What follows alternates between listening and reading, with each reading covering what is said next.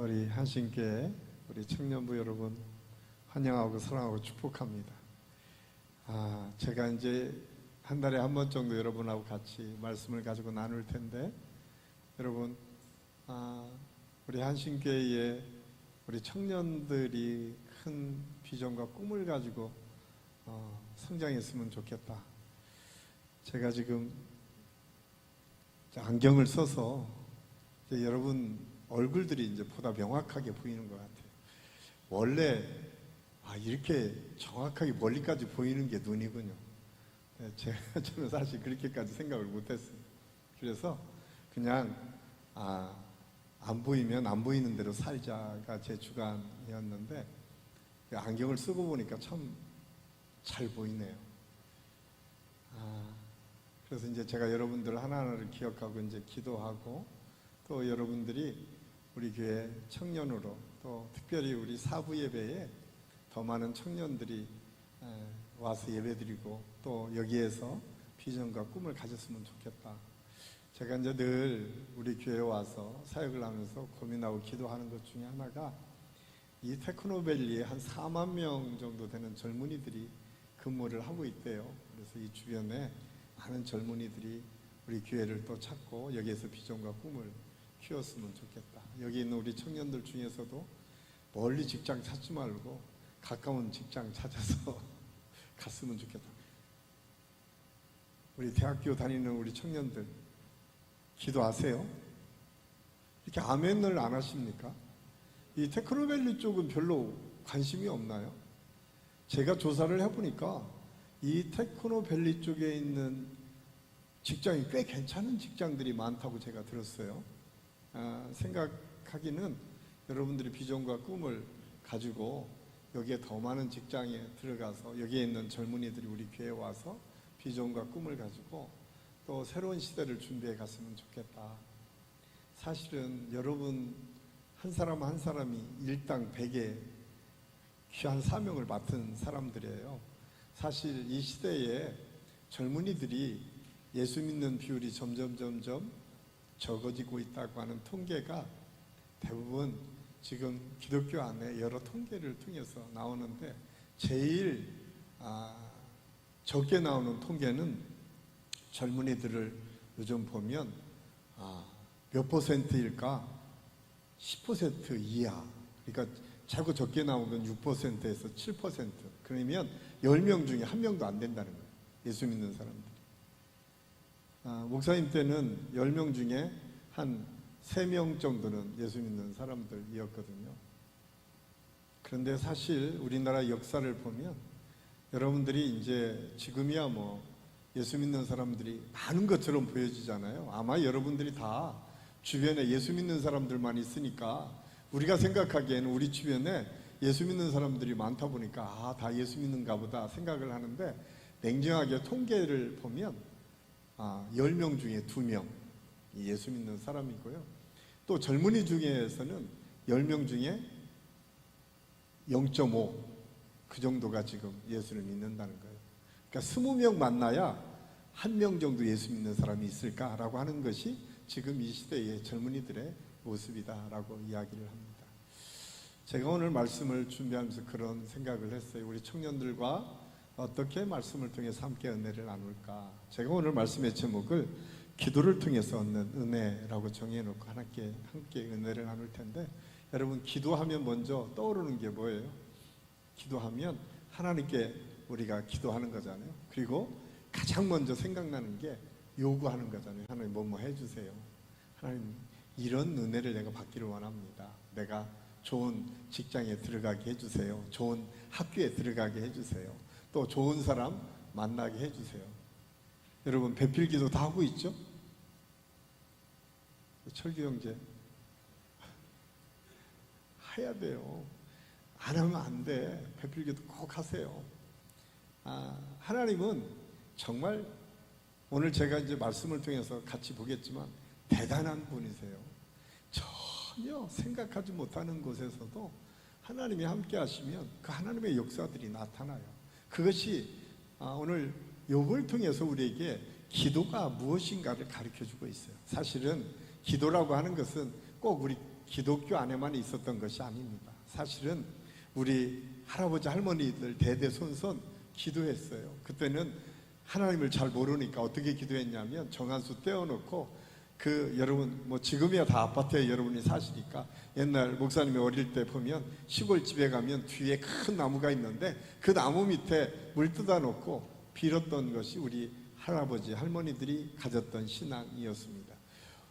여러분들이 국사학이나 세계사를 보면 역사적 자료들을 나타나잖아요. 그 역사적 자료들을 보면 원시 부족 사회에서도 기도하는 제단들이 나타나고 제물을 놓고 앞에서 비는 모습들이 여러 자료를 통해서 볼 수가 있는데, 그러니까 이 기도는 그냥 오늘 우리에게만 있었던 것이 아니라 수천 년 전에 이미 원시 부족 사회에서도 있었어요. 그런데 그들이 한결같이 요구했던 것이 뭐냐면, 나 지금 더 잘 살기를 원해요. 우리 자식들이 잘 됐으면 좋겠어요. 늘 그 신이 어떤 신인지는 잘 모르지만 그 소망을 갖고 하나님께 그리고 자기가 원하는 신에게 기도했던 것이 기도하는 자의 모습이었음을 알 수가 있습니다. 한국교회가 막 부흥할 때에 여러분들은 지금 잘 모르시겠지만 기도운동들이 한국교회에 참 많이 있을 때가 있었어요.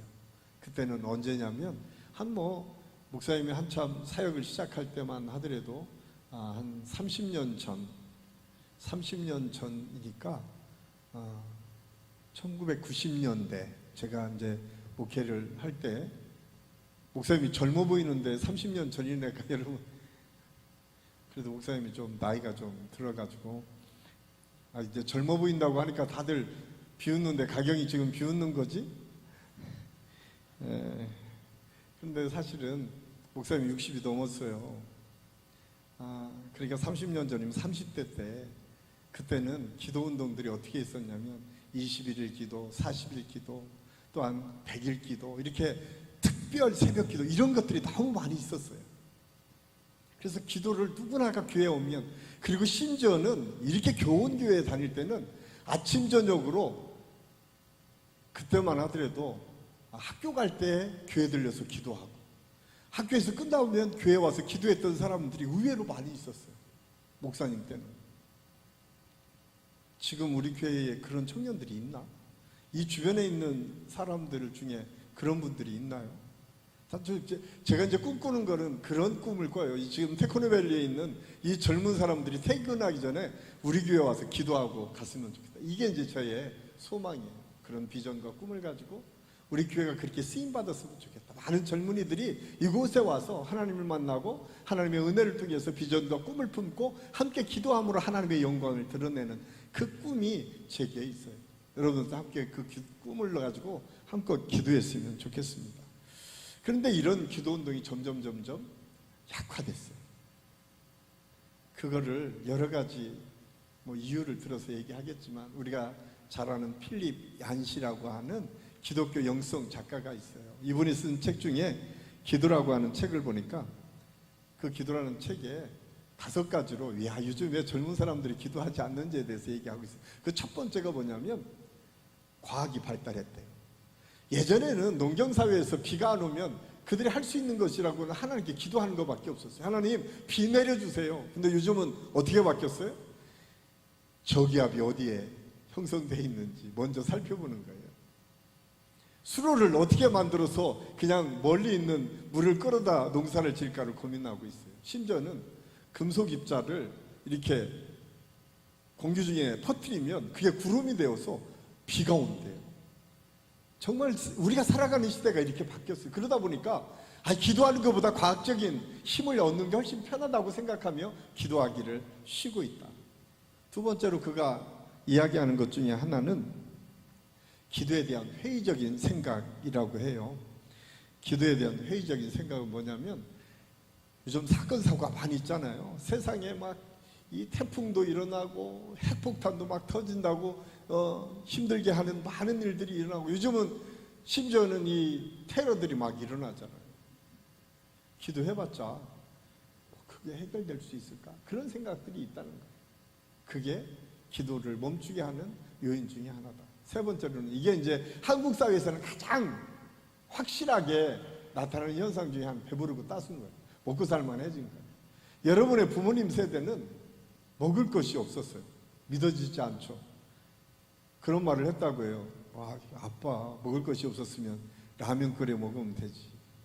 이제 그게 요즘 젊은 사람들의 얘기라는 거예요. 근데 예전에는 라면이 나온 지가 한 40년밖에 안 돼요. 우리나라에 라면이라고 하는 게 생산되기 전에 우리나라에 이때쯤 되면 먹을 것이 없었던 시대, 가장 우리나라가 보릿고개 6월달부터 8월달까지가 먹을 것이 없었던 때가 있었어요. 그게 1960년대. 목사님이 아주 어렸을 때는 밥 먹는 것이 모든 사람의 목표였어요. 먹고 살기만 하면 그냥 어떤 일을 해도 괜찮습니다. 그래서 예전에는 일해서 돈을 받은 적이 아니라 일하고 온 식구가 가서 그 집 가서 밥 먹는 것이 하루의 일의 전부 있었던 때가 있었어요. 그런데 지금은 그러지 않잖아요. 지금은 적어도 제가 보기에는 여러분 집집마다 일주일씩 먹을 것은 다 지금 냉장고에 쌓아놓고 살잖아요. 그 냉장고 하나가 아니라 2개, 3개씩 놓고 지금 다 살아요. 그러다 보니까 기도하지 않아도 된다는 생각이 드는 거예요. 네 번째로 이 필립 안시가 이야기하는 것 중에 하나는 세상이 빠르게 바뀐다는 거예요. 매일매일 너무 급속히 바뀌니까 기도해야 될 시간적 여유가 없는 거예요. 내가 기도하고 싶은데 기도할 시간이 없습니다. 다 분초로 나누어서 지금 계획적으로 살아가다 보니까 기도할 시간을 내지 못한다고 이야기를 합니다. 마지막으로 상담이 발달한 거예요. 예전에는 내가 지금 문제가 있어 답답해 그러면 먼저 하나님께 기도하기를 시작했는데, 그렇게 해서 기도해서 하나님께서 그 기도를 들어주시고 해답비를 주시기를 원했는데 지금은 그럴 이유가 없어요. 상담가에게 제 답답한 마음 토로해놓고 그 문제를 해결받으면 된다고 하는 생각을 더 많이 하는 시대를 우리가 살고 있어요. 이러다 보니까 기도하기를 참 싫어해요. 기도가 숙제처럼 느껴지는 시대를 우리가 지금 살고 있어요. 그런데 성경에 보니까 기도에 대해서는 여러 가지 설명하는데 가장 많이 설명한 사람이 누구냐면 사도 바울이에요. 사도 바울이 13개의 서신서를 썼는데 그 서신서에 가장 많이 나온 것이 내가 너를 축복한다 라고 하는 말과 함께 내가 너희를 위해서 기도한다라고 하는 말을 빼놓지 않고 인사하고 있는 장면을 성경을 통해서 우리가 보게 됩니다. 저는 우리 한식교회 청년들이 언제나 그 사도 바울의 고백처럼 축복과 기도가 여러분의 인사가 됐으면 좋겠습니다. 여러분들이 친구들을 위해서 축복해주는 말, 여러분 친구들을 위해서 기도하고 나라와 민족을 위해서 기도하기를 쉬지 않는 그런 은혜. 그런데 사도 바울이 가장 많이 기도를 설명하고 있었는데 그 기도를 가장 많이 설명했음에도 불구하고 자기 유익을 구하거나 자기가 필요한 것을 요구하는 기도는 그렇게 많이 하지 않았던 것을 성경이 기록하고 있어요. 주로 그가 생각한 기도는 뭐냐면 하나님을 내가 알고 싶습니다. 하나님의 뜻이 무엇인지 내가 분별하고 싶습니다. 가장 사도 바울이 집중해서 고민했던 것이 하나님을 알고 예수 그리스도를 알고 예수 그리스도의 뜻이 무엇인지를 발견하는 거에 모든 기도가 거기에 포커스가 맞춰지고 집중되었음을 알 수가 있어요. 그러면 기도는 꼭 그렇게 하나님을 아는 지식만 내가 요구해 기도한 거 아니에요. 우리가 잘 아는 것처럼 기도의 대표가 뭐예요? 예수님께서 우리를 위해서 기도해 주신 것들. 우리가 예배 마칠 때마다 주님이 가르쳐준 기도 같이 하잖아요. 하늘에 계신 우리 아버지요로 시작되는 이 기도, 그 속에 예수님께서 그렇게 기도하고 있어요. 일용할 양식을 주옵시고 우리의 필요를 채워달라고 기도하고 있어요. 다만 악에서 구하옵소서. 이 악의 구렁텅이 같은 이 세상 속에서 나를 버려두지 마시고 나를 구하여 주옵소서라고 하는 기도가 예수님께서 가르쳐준 기도 속에 있어요. 그러니까 기도라고 하는 것이 꼭 민족을 위해서 대단한 하나님의 역사를 위해서 그것만이 기도가 아니라 내 필요를 위해서 기도하는 것도 아주 중요하다라고 하는 사실을 가르쳐주고 있어요. 그래서 디모데전서 2장에 사도 바울도 기도하기를 위해서 나라와 민족을 위해서 세상의 왕을 위해서도 주님의 복음을 증거하는 사람을 위해서도 힘들고 어려운 이웃을 위해서도 기도하라고 가르쳐주고 있습니다. 그러면서 오늘 저는 기도를 통한 은혜라고 하는 제목으로 여러분과 함께 지금 말씀을 나누고 있는데, 오늘 여러분에게 소개할 인물은 욥이라고 하는 인물입니다. 욥은 성경에 보면 가장 고난을 많이 받았던 사람입니다. 고난을 많이 받았지만 고난 속에서 늘 믿음을 고수하고 지켰던 사람이었어요. 그런데 그 믿음의 사람이 하나님께 기도하는 것을 통해서 가장 먼저 발견한 것이 무엇일까? 그 첫 번째가 하나님을 제대로 이해하기 시작했어요. 우리가 생각하기에 욥이라고 하는 사람이 저렇게 믿음이 좋은데 왜 하나님을 몰랐지? 왜 하나님을 제대로 알지 못했지? 왜냐하면 욥이라고 하는 사람이 전통 속에 있었어요. 그는 정말 신실한 믿음의 가정에서 성장한 것 같아요. 욥이라고 하는 사람의 품성 자체가 얼마나 열심이고 얼마나 성실하고 얼마나 하나님의 뜻대로 살려고 애썼는지 몰라요. 그 욥이라고 하는 사람이 늘 하나님에 대해서, 하나님은 나를 사랑하실 뿐만 아니라 하나님께서는 내가 생각하는 대로 하나님께서 나를 축복하시고 인도하시는 하나님으로만 그는 생각을 했어요. 그래서 첫 번째 그가 생각한 것이 무엇인가? 기도라고 하는 것이 하나님을 향한 반응이다, 하나님을 아는 지식에 대한 반응이다 라고 얘기를 하고 있는데, 그 첫 번째가 뭐냐면 오늘 2절 말씀에 보면 주께서는 못하실 일이 없사오며 무슨 계획이든지 못 이루실 것이 없는 줄 안다 라고 고백하고 있어요. 아니, 그러면 예전에는 하나님이 그런 하나님인 줄 몰랐나? 알았겠죠. 그런데요, 이 말에 깊은 의미가 있어요. 그것은 뭐냐면 하나님은 내 수준을 뛰어넘고 계시군요. 내가 믿는 하나님이 내 수준으로만 생각했어요. 그래서 욥은 어떤 생각을 했냐면, 하나님은 내 수준을 넘어서는 것처럼 여겨지지만 그럼에도 불구하고 우리 수준에서 모든 것을 해주시는 하나님이었으면 좋겠다라고 하는 바람이 욥에게 있었어요. 그런데 오늘 고백처럼 하나님이 그런 분이 아니었다고 하는 사실을 그가 깨달았습니다. 그 첫 번째가 뭐냐? 욥은 굉장히 도덕적으로 윤리적으로 완벽한 사람처럼 살았던 사람이에요. 그 사람들이 갖고 있는 특징 중에 하나가 뭐죠? 똑똑하고 잘난 사람들이 갖고 있는 특징. 세상적으로 보면 예쁘다고 하는 사람들이 잘나는 특징, 도도함 아닙니까? 도도함. 잘생긴 우리 형제 도도해지잖아요. 우리가 잘생기고 똑똑하면 도도해지기 시작하는 거예요. 그래서 누가 그랬다고요? 욥이 그런 사람이었어요. 그래서 욥의 수준은 뭐냐면, 하나님은 내 도도함 속에 갇혀서 그 정도 판단하는 하나님이었으면 좋겠다라고 하는 것이 욥이 생각했던 하나님이었어요. 그래서 하나님은 아주 선하신 분이어야 돼요. 하나님 내 수준에 맞춰서 잘못하는 사람에게 벌을 주시는 하나님이어야 되고요. 내가 열심히 하면 무엇이든 보상을 해주시는 하나님이어야 되고, 그 하나님은 내가 생각하는 것보다 뛰어나신 하나님보다는 그냥 내 수준에 맞춰서 내 필요를 채워주시는 하나님으로 그는 생각하기를 원했고, 그렇게 하나님을 생각했어요. 그런데 어느 날 그 하나님을 만나고 보니까 그런 하나님이 아니었어요. 사실 여러분들이 욥기가, 구약성 욥기가 1장부터 몇 장까지 있죠? 우리 성경 공부를 좀 더 열심히 해야 되는데 42장까지 있어요. 그런데 1장부터 37장까지 욥이 여러 고백을 통해서 자기의 믿음을 막 드러내요. 나 이런 믿음 가지고 있어요. 나는 대단한 믿음을 갖고 있는데 하나님, 나를 무시하지 마세요. 내가 이렇게 살았어요. 하나님께 항의해요. 내가 이렇게 열심히 살았는데 왜 하나님 내 이렇게 고난을 주십니까? 이게 말이 됩니까? 하나님을 향해서 욥이 끊임없이 항의하고 있어요. 그리고 그 새 친구와 논쟁을 하기 시작해요. 그래서 새 친구들이 그러는 거예요. 야, 임마, 네가 가지고 있는 신앙이 지금 잘못되니까, 네 신앙이 잘못됐으니까 네가 이런 고난을 당하지. 그러자 욥이 무슨 소리야? 나는 잘못한 것이 없어. 끝까지 우기면서 자기 잘못 없는 것을 증명하기를 시작합니다. 그게 37장까지의 욥의 모습이에요. 근데 38장에 하나님께서 욥에게 그래요. 야, 너 그냥 네가 생각하는 하나님, 그 하나님이 어떤 분이신지에 대해서 38장부터 하나님이 자기를 드러내시기 시작하세요.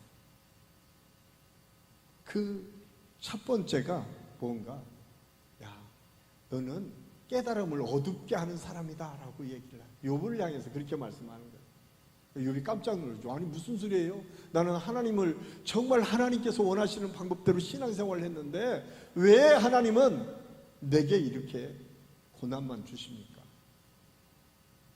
그때 하나님께서 말씀하십니다.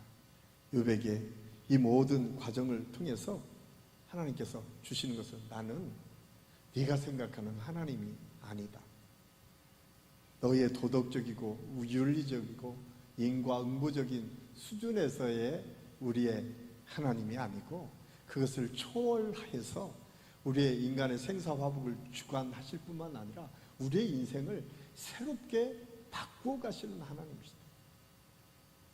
우리의 도덕적인 수준, 지금 우리가 생각하는 수준의 하나님을 가두어서는 안 된다라고 하는 사실을 깨닫게 된 거예요. 그래서 오늘 2절에 주께서는 못하실 일이 없습니다 고백하기 시작한 거예요. 주께서는 마음만 먹으면 모든 것을 할 수 있습니다. 저는 우리 청년들이, 여러분들이 오늘 우리의 기도를 받으시는 그 하나님에 대해서 다시 한번 여러분의 수준으로 하나님을 판단하지 마시고 그것을 초월하고 이 온 우주 만물을 창조하실 뿐만 아니라 이 세상을 있게도 하고 없게도 하시는 하나님, 내가 뛰어난 하나님의 능력을 통해서 무언가를 할 수 있도록 도우시기도 하지만 때로는 높이 있는 것까지 끌어내려서 아무것도 아니다라고 판단할 수밖에 없도록 우리를 징계하시기도 하는 하나님이신 것을 오늘 성경이 우리에게 가르쳐주고 있습니다. 그런 하나님이라면 여러분 어떻게 하겠어요? 믿고 싶지 않겠죠. 그런데 놀랍게도 하나님은 그런 하나님이심을 우리에게 말씀해 주고 있어요. 욥은 그 하나님을 깨달았어요. 예수님께서 마가복음 14장 36절에서 마가복음 14장 36절에서 아바 아버지여, 아버지께서는 모든 것이 가능하오니 이 잔을 내게서 옮기시옵소서. 그러나 나의 원대로 마옵시고 아버지의 원대로 하옵시오. 겟세마네 동산에서 마지막 기도가 이거였거든요. 전능하신 하나님 앞에 순종함으로 나간 거예요. 저는 예수님이 왜 그러셨을까? 예수님은 아셨어요. 하나님은 창조주 하나님일 뿐만 아니라 이 모든 상황을 바꾸어서 하나님께서 원하시는 방향으로 이 세계를 이끌어 가시는 분이심을 알았어요. 그래서 철저하게 순종함으로 구원의 역사, 새로운 세계를 쓰기 시작한 거예요.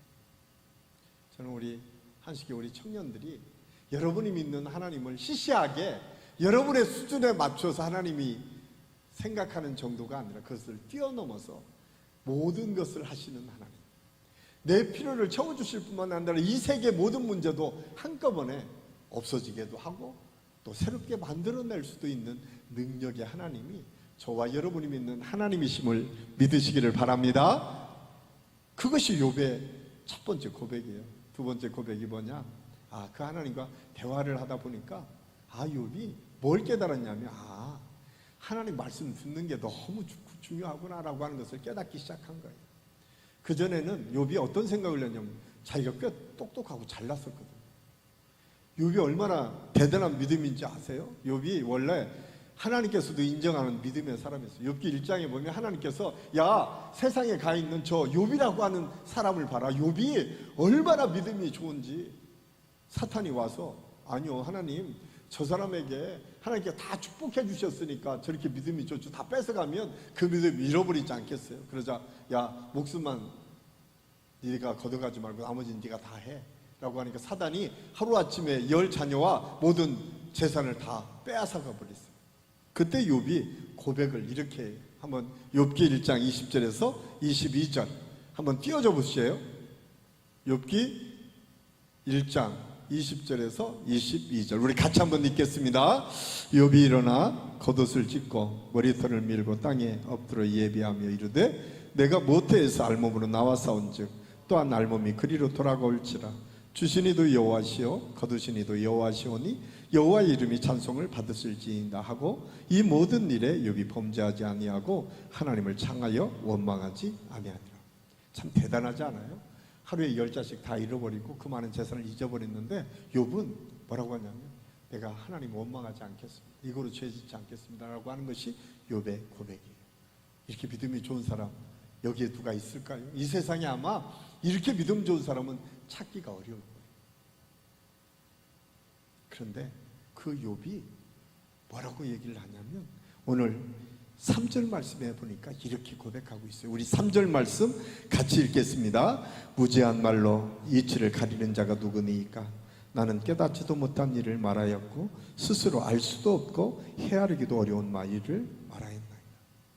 욥이 하나님께 기도하면서 깨달은 게 뭐냐면 이렇게 의인 모든 사람에게 뛰어난 그 믿음을 가진 욥이 고백하기를 내가 하나님을 깨닫지도 못하고 알지도 못하면서 아는 채 했습니다라고 하는 게 욥의 고백이에요. 왜 하나님은 그렇게 욥에게 그런 고백을 할 수밖에 없도록 그를 인도해 주셨을까요? 왜냐하면 욥이 갖고 있었던 가장 중요한 신앙이 뭐냐면 인과응보의 신앙이에요. 아마 여기에 있는 모든 우리 청년들 대부분 저도 거기에 크게 벗어나지 않아요. 아이고 열심히 사람들이 성공했으면 좋겠고요. 또 노력하는 사람이 뭔가 성공했으면 좋겠고 이게 이제 인과응보적인 신앙이죠. 도덕적인 신앙 뭐예요? 윤리적인 신앙 이것을 우리는 기준 삼아 늘 판단합니다. 그런데 욥에게 잘못된 생각들이 있어서 그 윤리의식이 투철한 사람에게 있는 첫 번째가 뭐냐요? 비교하고 비난하기를 시작합니다. 정죄하기를 잘한다. 똑똑한 사람이 보면 그런 거예요. 야, 저 정도 수준 가지고 나하고 비교해? 이런 생각을 갖고 있는 거예요. 욥이 그랬던 거예요. 새 친구가 야, 너 잘못 있어가지고 하나님이 너 이렇게 벌하는 거야. 그러니까 무슨 소리야 임마. 나는 잘못한 게 없어. 네 수준으로 나를 평가하지 마. 이게 욥이 가졌던 생각이에요. 근데 그런 사람이 또 한 부류가 있었는데 누구냐면 바리새인이었어요. 예수님 시대의 바리새인이 그랬어요. 바리새인은 믿음이 좋았던 사람이에요. 여기 교회에서 리드하는 사람들이 늘 조심해야 될 태도예요. 그게. 왜냐면 내가 너보다 더 열심히잖아. 내가 너보다 더 열심히 기도하잖아. 내가 너보다 하나님의 말씀대로 노력하고 애쓰잖아. 그러니까 나는 충분히 이런 것을 받을 자격이 있어. 이런 생각이 우리도 모르는 사이에 우리를 사로잡고 욥이 그랬다는 거예요. 욥이. 다른 사람이 아니에요. 그런데 하나님은 그렇지 않다는 거예요. 너도 똑같은 죄 아래에 있는 사람. 오늘 3절이 뭐냐면 욥이 그것을 깨달은 거예요. 아, 내가 잘난 체 했구나. 내가 하나님 앞에 얼마나 큰 실수를 했는지를 그때야 깨달은 거예요. 내가 알지 못하면서 아는 채 했고 내가 하나님을 마치 뭔가 이게 위대한 것처럼 얘기했지만 전혀 하나님은 그런 생각이 아니었던 거예요. 그래서 4절에서 그는 이렇게 고백하고 있어요. 우리 4절 욥기 42장 4절 한번 띄워보세요. 같이 한번 읽겠습니다. 내가 말하겠사오니 주는 들으시고 내가 주께 묻겠사오니 주여 내게 알게 하옵소서. 욥이 이제서 알았어요.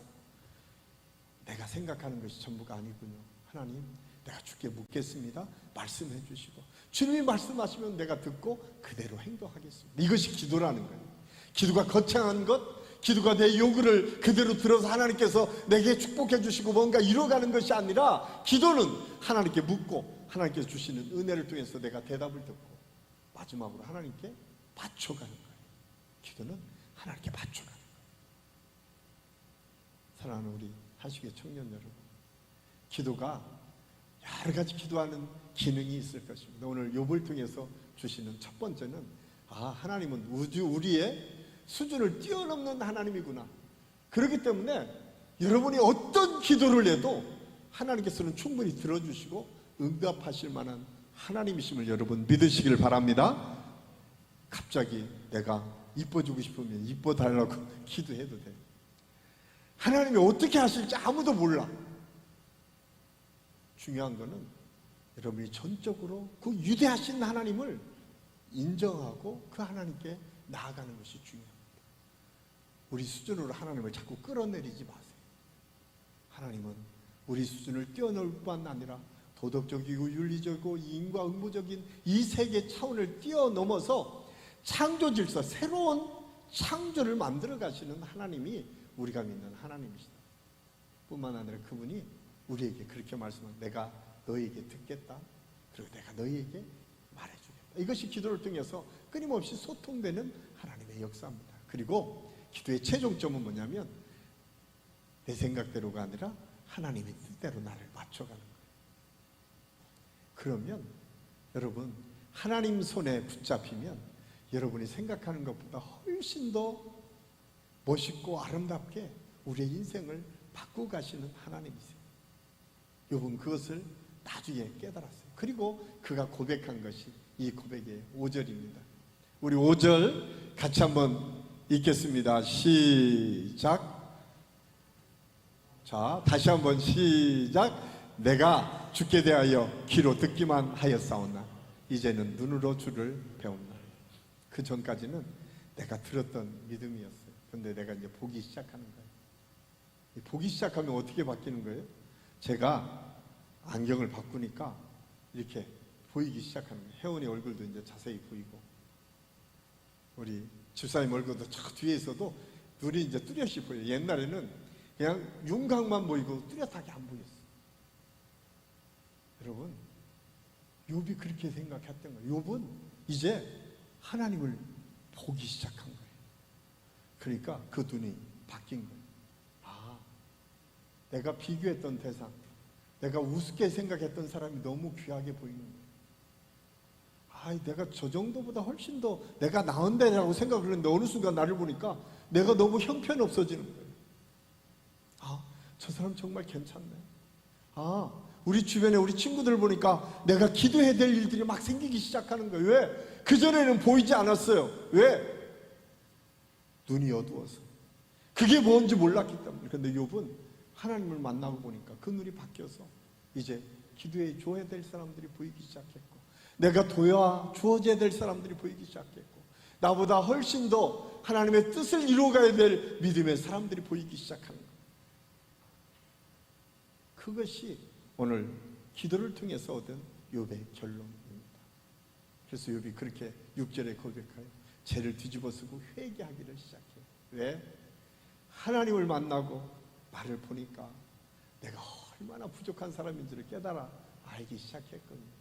그리고 주변에 있는 믿음의 사람들을 위해서 내가 얼마나 더 애쓰고 노력해야 되고, 또 내 주변에 있는 우리 부모님, 우리 형제들, 우리 가족들, 우리 친구들, 우리 이장의 마을에 있는 우리 친구들이 얼마나 소중한 사람인지를 깨닫기 시작한 거예요. 그것이 기도의 능력이고 역사였습니다. 사랑하는 우리 하시게 청년 여러분, 꼭 기억하십시오. 기도는 하나님이 어떤 분이신지를 분명히 알아가는 것입니다. 기도는 끊임없이 대화를 통해서 하나님께서 주신 그 믿음 위에 우리를 세워가는 거예요. 그리고 기도를 통해서 내가 하나님께 맞춰주면 여러분, 딴 세상이 보이기 시작하는 거예요. 전혀 다른 차원의 삶이 우리 안에 펼쳐지기 시작하는 것을 오늘 욥은 고백을 통해서 증거하고 있습니다. 저는 우리 한식의 청년들이 이번 기도를 통해서 여러분이 기도할 때마다 그렇게 날마다 변화를 체험하고 경험할 수 있는 축복이 있기를 예수님의 이름으로 간절히 축원합니다. 기도하겠습니다. 아버지 하나님, 은혜를 감사합니다. 오늘 말씀을 통해서 욥이 어떻게 하나님을 만나게 됐는지, 욥이 어떻게 하나님의 뜻을 이루게 됐는지를 함께 생각했습니다. 주님, 위대하신 하나님, 전능하신 하나님, 우리가 감히 상상할 수 없는 하나님이 우리가 믿는 하나님이심을 언제나 믿고 고백할 수 있도록 인도하여 주시옵소서. 특별히 하나님께서 함께하여 주셔서 우리 사랑하는 모든 청년들의 마음속에 기도를 통해서 더 깊이 하나님을 알아가고 하나님의 뜻에 맞춰가는 믿음으로 우리 한 사람 한 사람을 세워주셔서 저들을 통해서 이루실 하나님의 놀라운 역사와 하나님의 놀라신 권능이 언제나 저들의 삶을 주장하고 이끌어갈 수 있도록 하나님께서 역사하여 주시옵소서. 함께해 주심을 감사하고 예수님의 이름으로 감사드리며 기도하옵나이다. 아멘.